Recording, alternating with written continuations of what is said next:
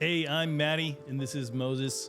We're the co-founders of pixelmob.com and propmedia.com. This is the PropMedia podcast, where we talk about everything in the overlap of property and media. So today we're talking with Mark Choey, who is the founder of the Climb brokerage, as well as HighNote. So he's a technologist in the real estate space, but he's also been a broker. So he's got tons of awesome insights about how real estate agents think and the products that they sell. So if realtors are your clients and you want to understand more about some of the pain points and challenges that they face, this is an awesome episode for you to tune into.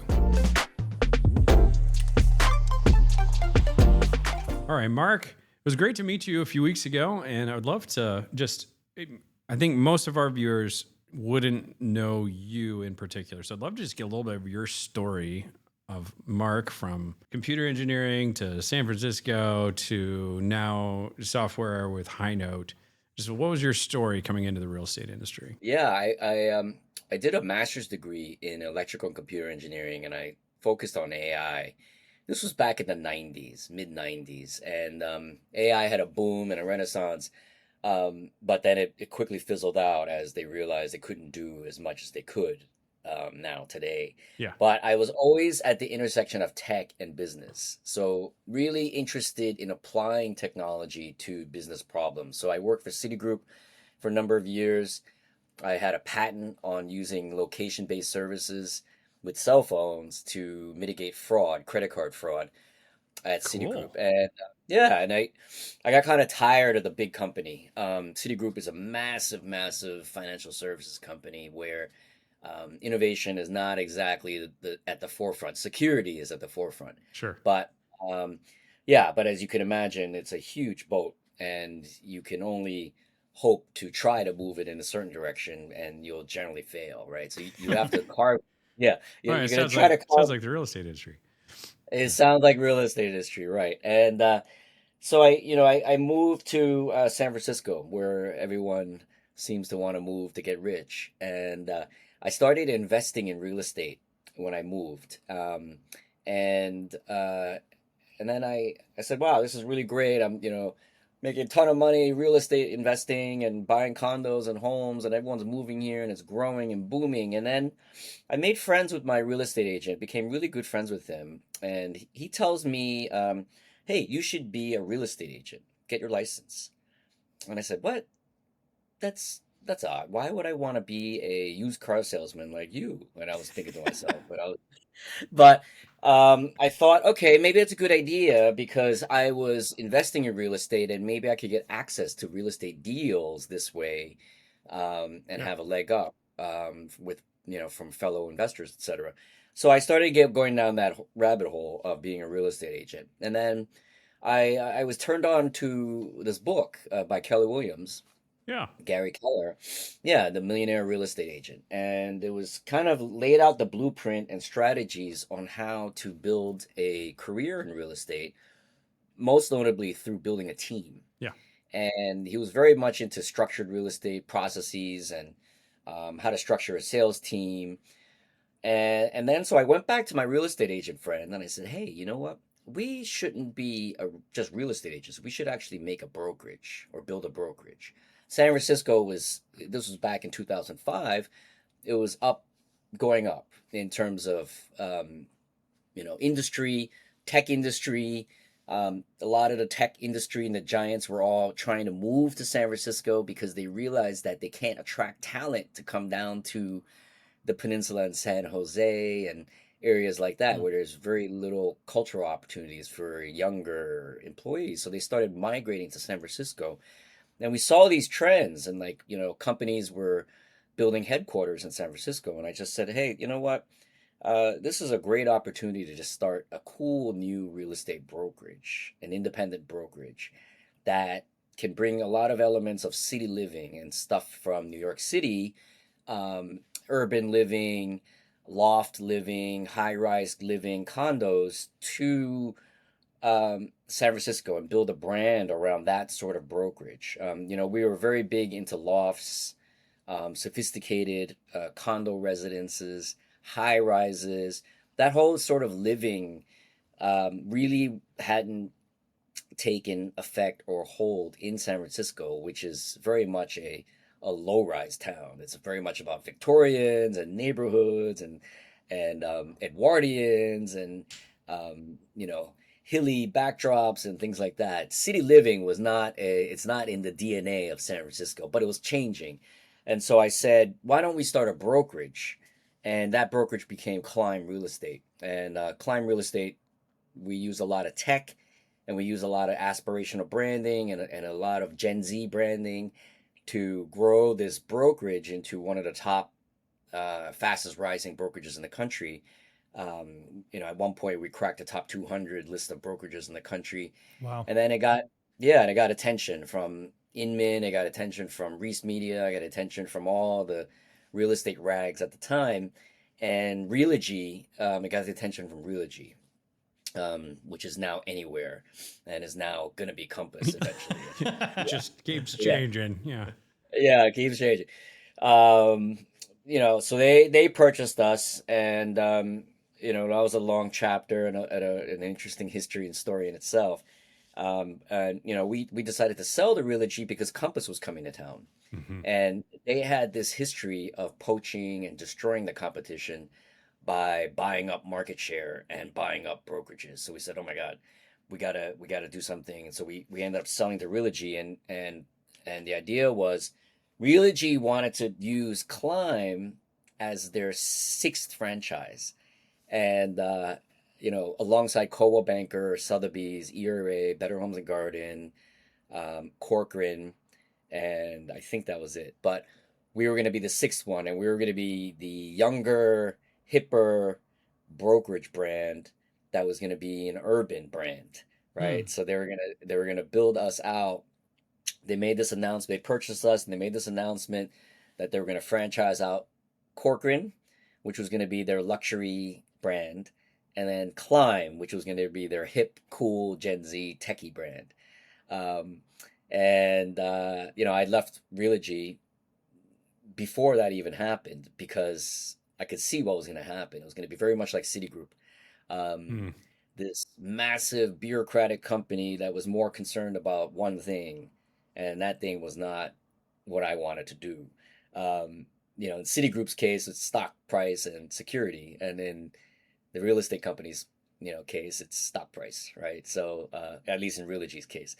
So I just felt like innovation and building a brand, a small brand, and trying to grow it into a big one at a company like Realogy that already has huge brands, venerable brands, was just not going to be an environment that I wanted to work in. So, you know, after the sale, I took some time and I built HighNote, and it's a software platform for the sales industry, and it what it does is it allows salespeople to build very cool, interactive, smart presentations that you can send to a client or lead and then see what they're reading. Yep. So you had a lot of experience in real estate, growing a huge brokerage, selling all that is awesome. It gives you a pretty interesting perspective. So from that perspective, you started to design software. What were the kind of the inefficiencies and things that you saw that an agent had that you were like, I need to build technology to fix this? Oh my God. How much time do we have in this show? Yeah, well, you know, So, you know, it's funny, and not a lot has changed, you know, since that time. So we built Climb, um you know, the focus was tech and a new way of doing things. And so I sort of ushering in technology to optimize and streamline every agent's workflow, and as well as every brokerage workflow. And it's a super manual, super time consuming, super human involved business that requires a lot of face to face and a lot of context. And we use this word now because AI is all about context Hmm. now. Everything's about in AI is about creating context for the AI to be able to do their job. And it's such a weird business because at some level, uh, you know, you think it's easy, but it's super detailed and local and specific to people, and it's specific to the buyer, It's specific to the agent. It's specific to the lender. It's specific to all the service people around that purchase. There's so many relationships that go into every transaction. So many relationships. But the reason why there's so many relationships is because it's a person's home, Mm-hmm. right? It's their home. It's where they're going to live. And everything in that home is physical, right? So it's a sink. It's a leaky sink. It's the smell in the home. It's the water stain in the ceiling. It's the drippy faucet. It's the fridge that's not working. So it's super physical, and you just can't sort of automate that away, right? You need to get good vet service people. You need to have someone show up. You need to have someone pay for that repair. You need to have someone explain to someone about this repair. You need to have someone manage the repair or whatever it may be, the loan, right? It could be the insurance. It could be the risk in buying that home or condo. It could be the area. Like, okay, I'm buying this 3-bedroom condo in this area of town that's known for earthquakes. What do I do about this? So you need to get a lawyer. You need to get a seismic specialist. You need to get, every single specialist under the book because it's their biggest purchase of their life. And so, there's a lot of human needs, and there's a lot of things that can be done with a computer. And so finding that right balance between using tech, but then allowing the human to be involved. And this is very, very prescient to, what AI is doing today. You need a human in the loop. You need AI agents, great, but you can't just say, go book me a ticket and charge my credit card. Like you kind of it needs to know your preferences. It needs to know when you want to travel. It needs to know what airlines you like. It needs to know what loyalty programs you have. It needs to know a lot of things. Do you prefer a window seat or an aisle seat? Would you rather take the morning flight and then have a connection in this country? I mean, there's so much context that's needed for these agents to operate. And it's no different in real estate today. There's a lot of context and it's very local, hyper local, down to the person, the human, and that property. And so I digress on that, but my point was finding technology to speed up every single thing in every single part of workflow of an agent's business. And I tell you, the agent's got a hard job. They have to be marketing. They have to be marketing specialists. They have to be a sales specialist, right? They need to be a lead conversion specialist.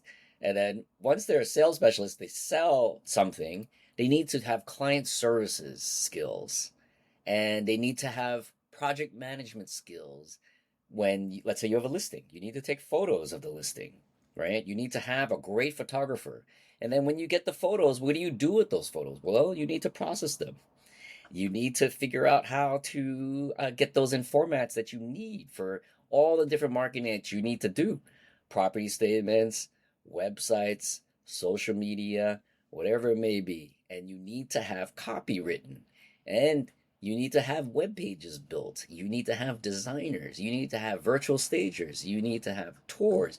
You need to do so much in every agent's job that it's still really difficult to pull off. Now we're getting better at it. AI agents are doing a lot of things now, and we're employing a lot of those things. But one of the main things was presentations. How do you build a presentation that is not only personal and individualized to that seller or buyer and can effect a sale, right? Well, good luck trying to get an agent to build a presentation. Yeah. I mean, speaking from my own brokerage experience, is pretty difficult. I mean, most of them are flying into a listing presentation, generating it out of the MLS, maybe at best. Exactly. And then try to get a graphic designer to do that quickly. Yeah. And in fairness to the agent, like you're going into a listing that you don't know you're going to win. So if most agents are pretty shy about outlaying a lot of money before they even know that the seller is committed to them. So it sounds like HighNote is hitting into this space, right, of how to present a listing exactly to a consumer. Exactly. And it's sort of our pain from trying to scale these presentations across our agents. We had about at our peak was 250 agents. It wasn't huge, but everyone was doing about $1 million per sale. So we crossed the $1 billion mark pretty fast. And the way we did that was, a lot of our efficiencies in tech, but also knowing that in order to win a listing, especially if you're up against three other great agents, Yeah. right? Or two other agents. Well, how are you going to stand out, right? How are you going to be different? And, if you're not number one in the area, if you're not the top agent with the best reputation, or if you didn't come as a referral, well, you're really punching out of your weight class. Yeah. You're You're starting in the hole. you're starting in the hole. But the fastest way we found to get out of that hole and instead punch from the mountain is to having a great individualized, personalized, beautiful presentation. And so that's what the platform does. It streamlines a lot of that building, and it delivers on that promise. And it works for any sales proposal of any kind. We get rid of like building PowerPoint slides, and it's a lot of dragging and dropping existing materials, and we make the whole package nice. We're almost like a gift box. We're almost like a gift box. When you come up to a listing appointment or buyer appointment, or you're meeting a client, you bring some gift, right? And very often, in real estate, it's a binder, right? And so it's a binder full of what? Your old stuff, all your listings, maybe some samples of statements, maybe some postcards, and then your printed listing presentation that your brokerage gives you that's not personalized or individualized, and it might be slightly out of date, right? So every agent, they run into an office and they grab all this stuff and they're like, oh my God, I got a listing presentation. Let me grab this. Let me get the magazine. Let me get this flyer. And they slam it all into a folder or a box. But HighNote is that box, the digital version of that box. And we are a pretty box, the best looking box out there. So we're the delivery mechanism for your presentation and your materials. And then we tell you as they're opening the box, a digital box, what they're reading. What pages? Are they going through the magazine? Are they looking at your testimonials? Are they looking at your previous marketing and flyers? Are they checking out, this or that? What are they looking at and how long? And then we give you these insights. And then an agent is now like, oh, they're looking at how I do video. They're like, oh, they're looking at my testimonials. And if they're looking at my testimonials, it's a clue. It's telling the agent or the salesperson that this seller or client or lead doesn't know this person well. So they're looking for validation on their past work, right? So all these clues really, really help stack the odds in favor of the sender of these presentations. So that's what we do. So We streamline sales presentations. does the presentation go to the client before they sit down with them, and then they also Yes. go through it with them? Is that kind of how the workflow Yeah. works? Yeah. The workflow in real is to send something before, right? We always recommend sending something before. And agents are very lazy and busy, right? All of the above. They don't have time We've to never send discussed that on the show. Yeah. Yeah, never. Yeah, never. I mean, I like to say they're busy, Yeah. right? That's I call very them lazy. kind. Yeah, but they're busy. They're running around doing a million things, and then you just don't have Yeah. time to put together a great presentation and send it. And so we always recommend, and every agent does, a good agent does this. They'll send something great beforehand, Mhm. whether you FedEx it, you hand deliver it, you drop it off, or you email it. Whatever it may be, you want to send it ahead of time.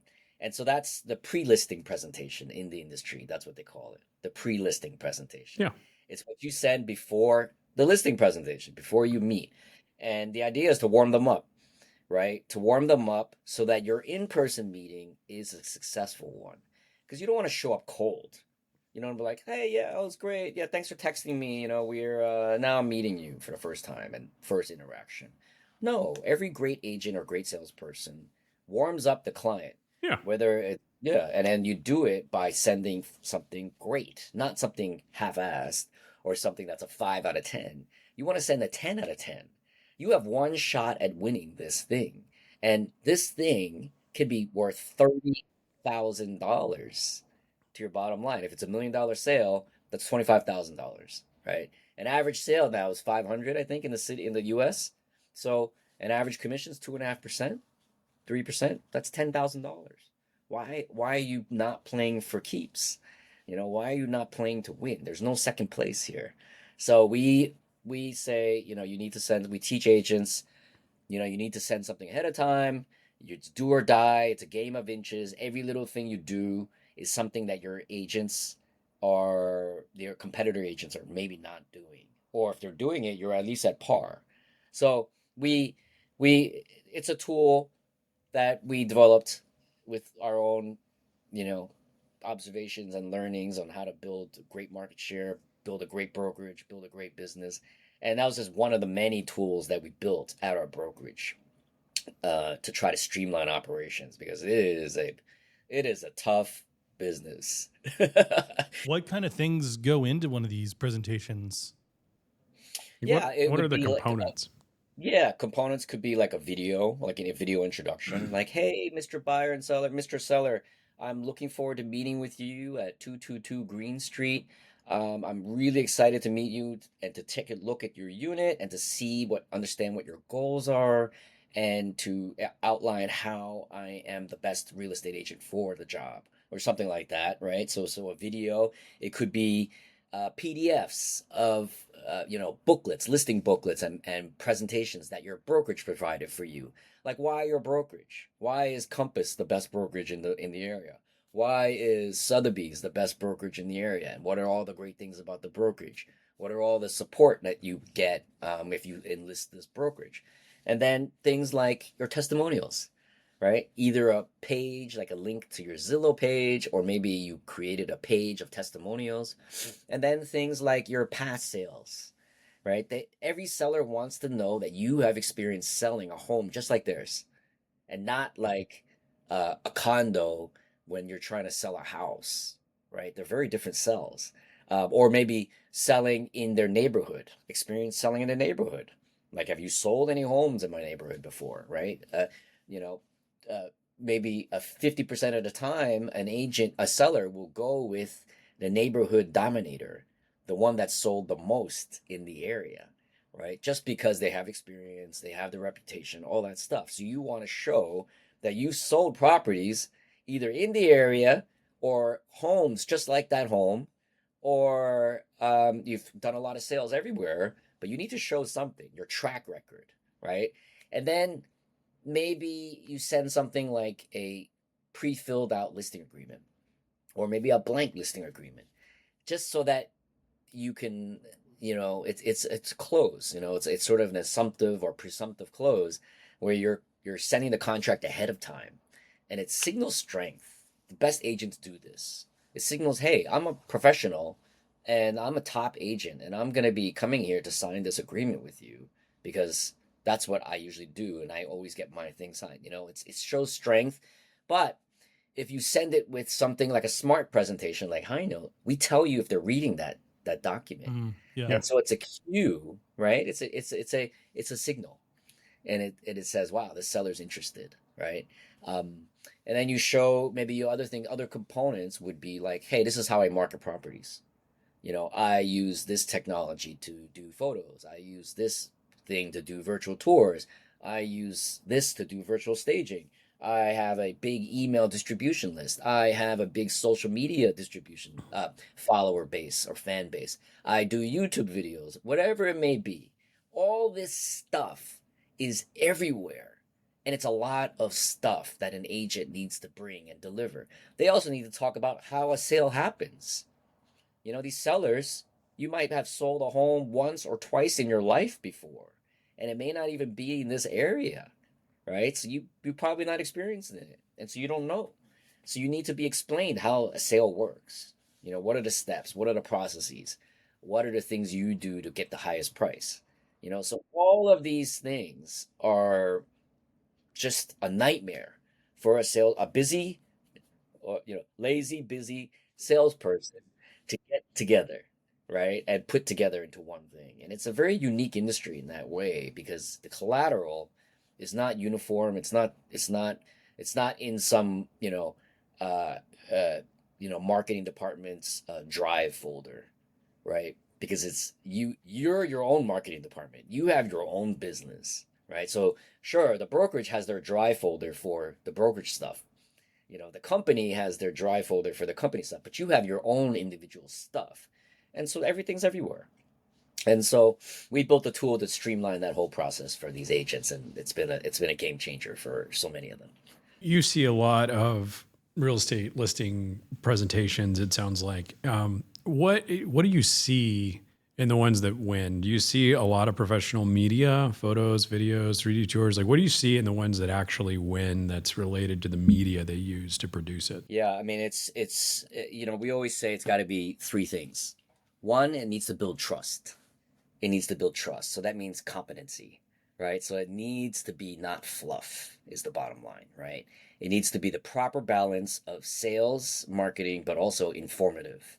And it needs to be clear, right? So that the seller understands what's happening and what they're getting when they're signing with you. That's one. Two, it needs to be good looking.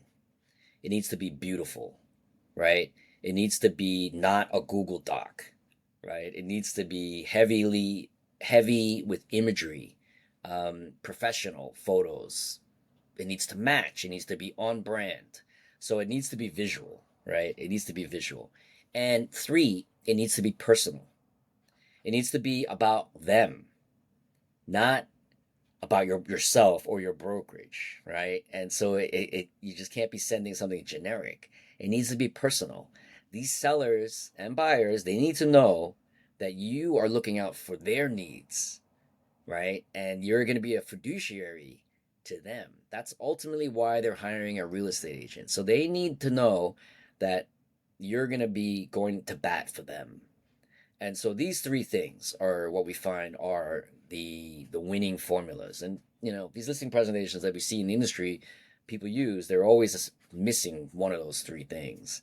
If you get all three right, then you've hit the home run, right? And you've given yourself the best shot at winning.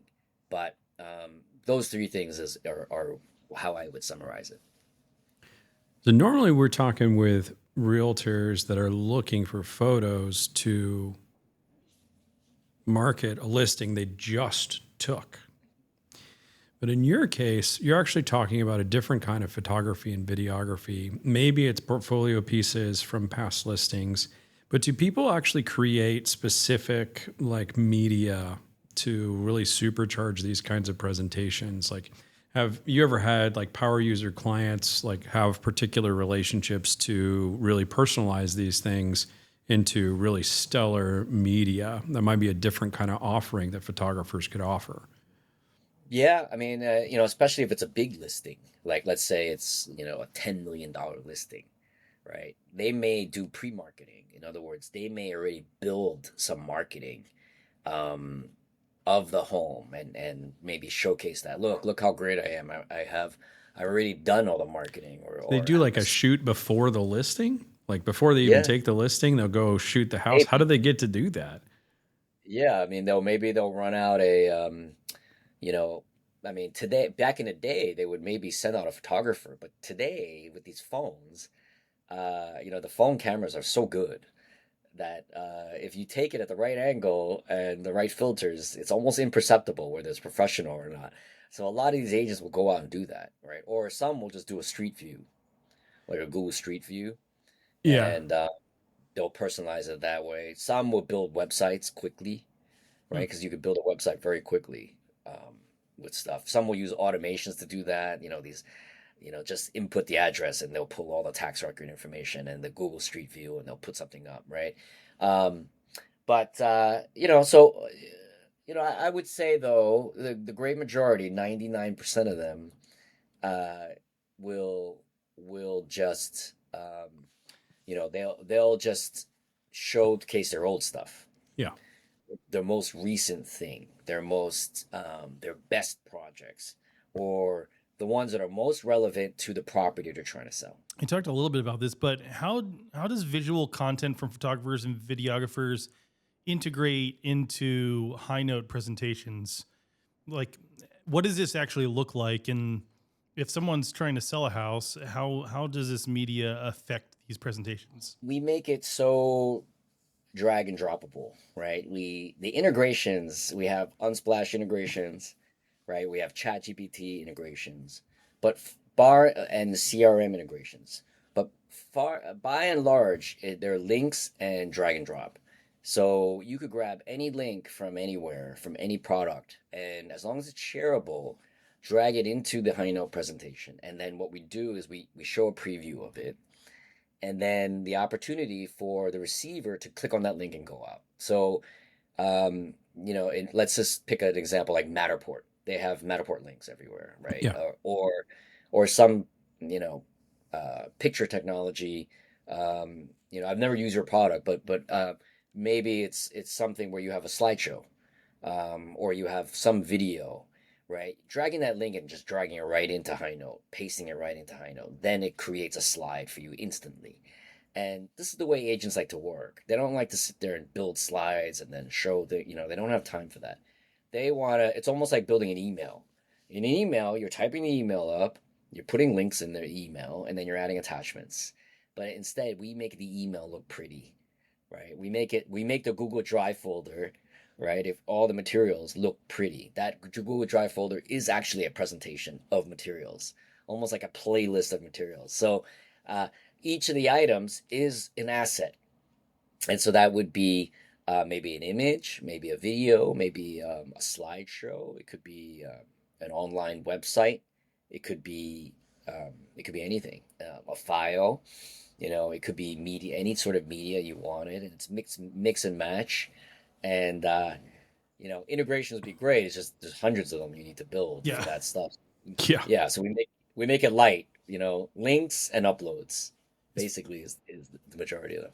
As far as I understand, it sounds like with HighNote, you've built a lot of very specific use case templates for these real estate presentations. What have been kind of the other applications, and maybe talk through some of the kind of those very specific use cases within real estate as well? Yeah, we first built it as a buyer and listing presentation tool, like a smart listing Yeah. presentation, right? And then we gave it to the agents, and then we started realizing they started using it for all these weird things, and but they made sense. What's the weirdest thing that you've seen somebody use it for? They started delivering. Well, I'll tell you the coolest thing. Then there's a weird thing. They started sending offers with it, buyer offers, and I It's pretty said, cool. "Wow." Yeah, I was like, "Whoa, why would you send it?" And then I realized it's because it's like a beauty contest, right? It's like pick my buyer, like my buyer is the best buyer. Particularly in like the 2021 to 22 range. That makes so much sense because like your Yeah, listings with 50 offers on them that you got to present. right. And so like, how are you gonna make your offer stand out? So they would put it inside of a high note, and they would also see the analytics. They would see how many times these sellers and agents opened their offer. If they opened it for 1 second and closed it, which we can tell them, guess what? It means one thing. They weren't that interested. That's right. And why? Because of your price, Yeah. right? And so agents would figure this out and they started using it, and they still do, using it to send offers so that, and then they would know, oh my God, they barely looked at it. And so the buyer agent would tell the buyer that, like, Yeah. hey, they didn't even look at it.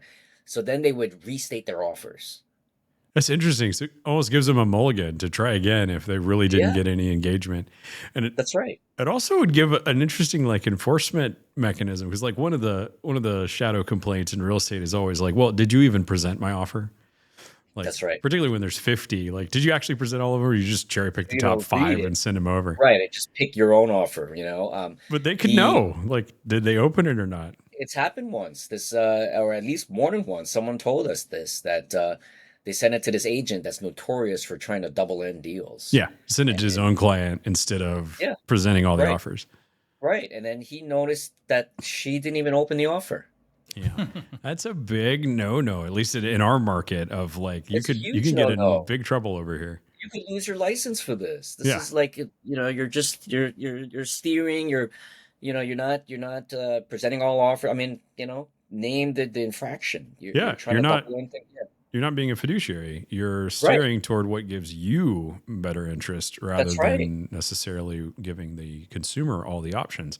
That's really interesting. Yeah, so that's one, and they use it for property marketing, so digital flyers.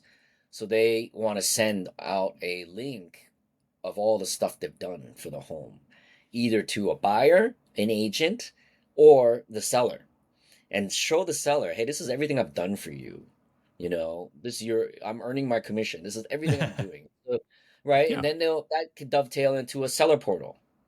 Like, okay, thank you for signing the listing. Here are the next steps. One, we got to shoot photos. Okay, a photographer. Two, when we get these photos back, we need to edit them and retouch them up. You know, So like they've set up like a roadmap to kind of future pace the exactly. client with the. Yes. That's cool. Seems Yeah. very versatile with what you can kind It's of present. versatile that way. And then the most interesting thing that someone has done was this real estate agent, their kids started using it. And what the kids did was they played sports. And so they were trying to get recruited by colleges. So what they would do is upload all of their videos, their highlights, their highlight reel, their awards, and their schedule of games. And they would put that all in a high note and send it out to a whole bunch of colleges and their coaches. And then they could see who's Huh. opening it and reading and looking at my reel and looking at my stuff. So it's like a resume. They would send it out as like a job Hmm. resume. And we've had job applicants, send out high note high note links with their resumes in it, and they would put and highlight projects in there so to see if they would click on that project and go to it, right? Um, we job applications, obviously, like interview type stuff. Uh, you know, promoting charity events, promoting events. Recruiters would use it to try to poach employees or companies, other companies' employees. How do you think a real estate photographer might use something like this? Yeah, I'm already designing a product in my mind of how you use. Yeah, yeah, exactly. Delivering the assets, right? Obviously, in one way, but also showing their portfolio, like showcasing their portfolio in there. And it's like an easy way for a photographer or someone who's like a solo um, freelancer consultant type to build portfolios of websites. So it'd be like, hey, this is Mark Choey photography. And then here's my check out my latest projects. And it would be a link to another high note that's all about XYZ property. Hey, this is what I do. I do wedding photography. I do condo living. I do homes. I do whatever, virtual staging. I do all kinds of things. So photographers uh, you know, do this or send this stuff out. So sending out portfolios of things, and then they could track and see who's liking their stuff, who's interested in things, things like that. So people love Yeah. it for that.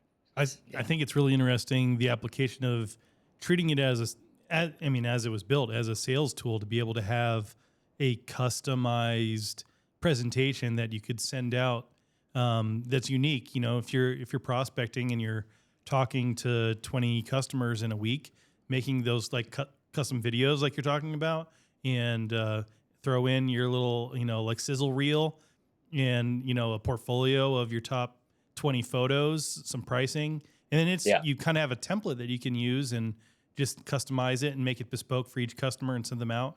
See how yeah, they Tweak it do a they little open bit. it, do they respond, and yeah, that's pretty cool. yeah, Yeah, I really like. There's not like it's kind of a new industry where real estate photography is kind of its own thing just in the last 15, 20 years. So I yeah, don't know that there's a whole lot of professionalization to the sale of it. It's kind of just this how many realtors can I connect with on Instagram yeah, or maybe go to association events or something if they're more social. But it'd be really interesting. Like real estate has a really sophisticated process of taking a sale with a listing.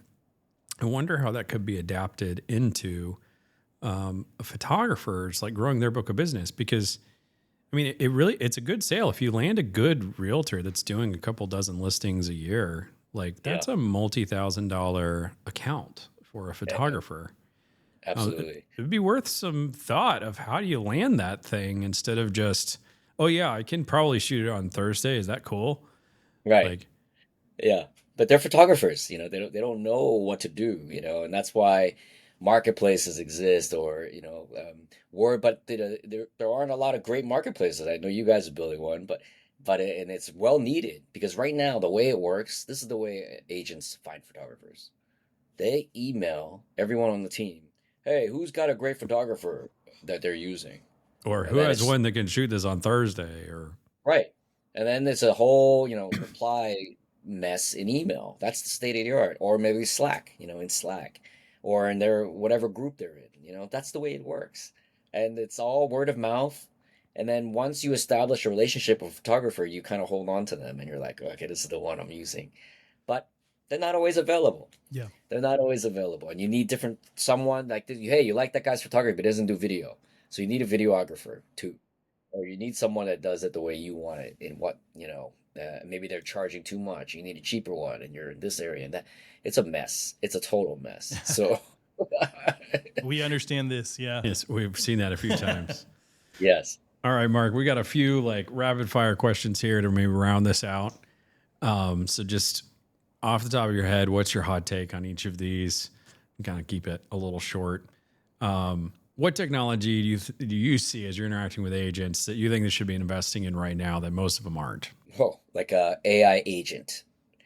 So some AI agent of some form, like whether it's you can use the Chat GPT agents. It's new. You could use maybe the Comet browser, Perplexity's Comet browser that has a lot of agent types of technology in it. You could use a separate standalone agent like Manus, which is my favorite. I use that a lot.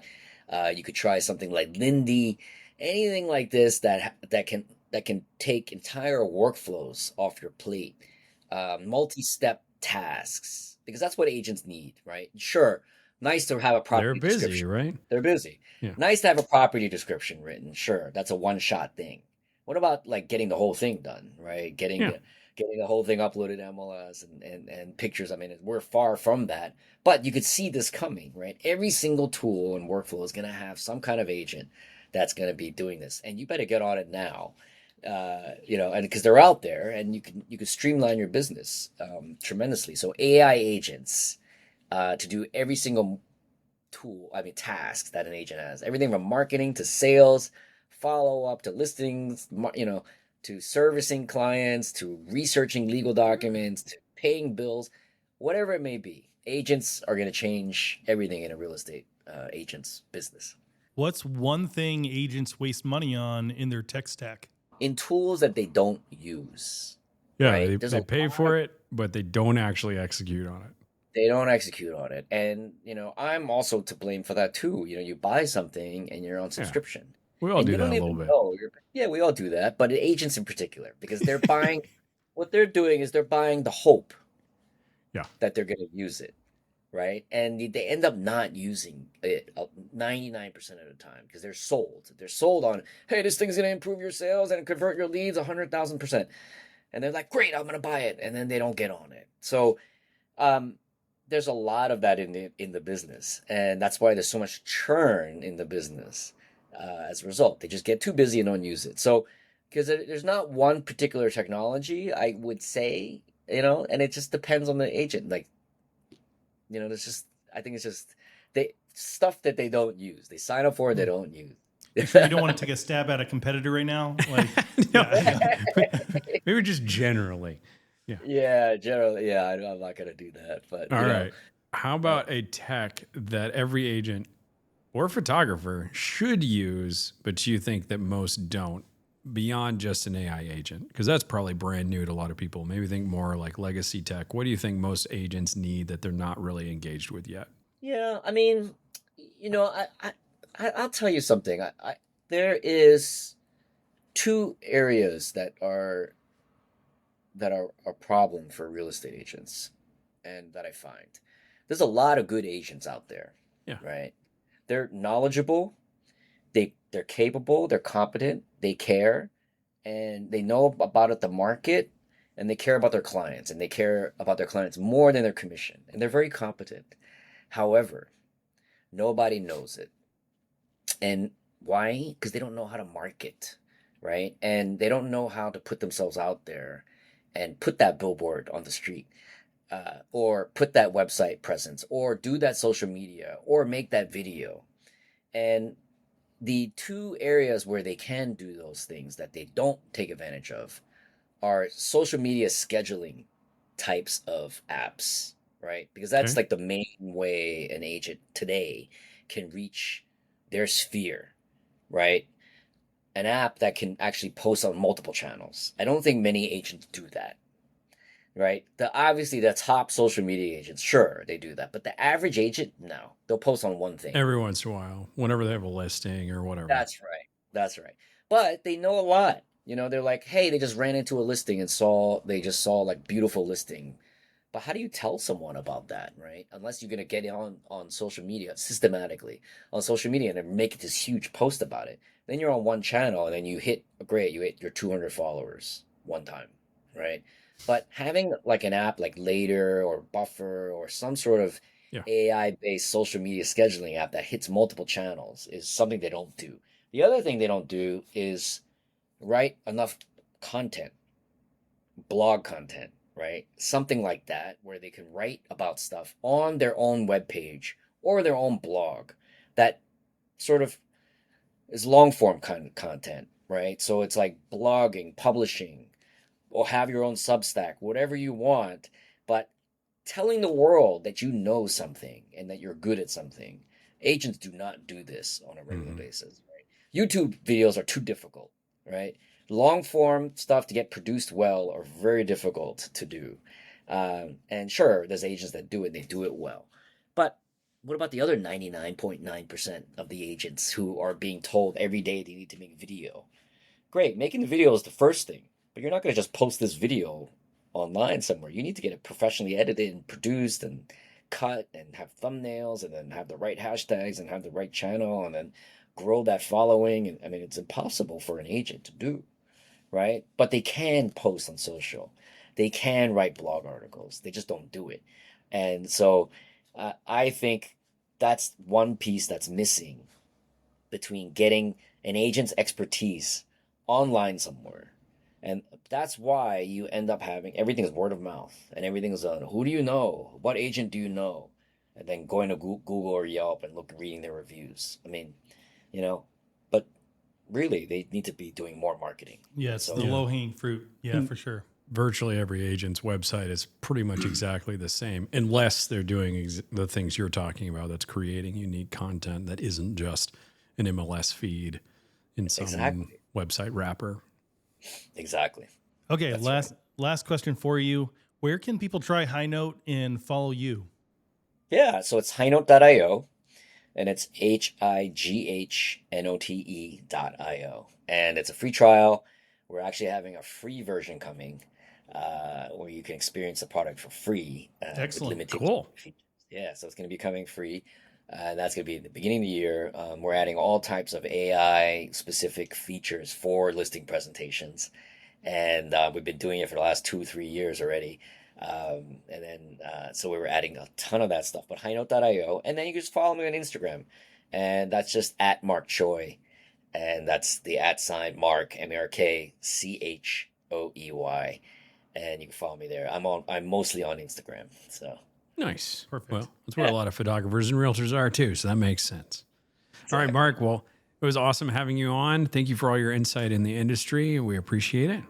And Yes. we wish you the best over at High Note. Yeah, good luck. Thank you. Thank you. It was a pleasure.